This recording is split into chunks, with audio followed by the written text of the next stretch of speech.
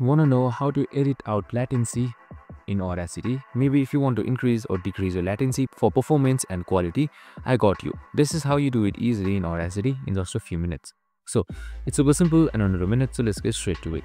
Now first things first, simply open up your Audacity application, and once you've done that, on the top navigation bar you should be seeing edit right here. So just simply select edit, and right here you should be seeing preferences. So just simply select preferences right here. You can also select Ctrl+P as well.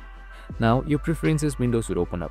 What you need to do is just simply head towards audio settings right here. Make sure you honor the audio settings, and now right here you should be seeing latency, and under latency you should be seeing buffer length. So you can just simply edit out a buffer length to any you want. So you can simply make it 50 milliseconds as well, or even greater. So that's it, it's your choice. And now once you have done that, just simply select OK as well. You can also edit that latency compensation as you want, and that's it. Super simple and easy. Once you're done, just simply select OK and you should be good to go. I hope this video helped. If it did, make sure to like, subscribe and tune in with us for more of these videos. See you in the next one.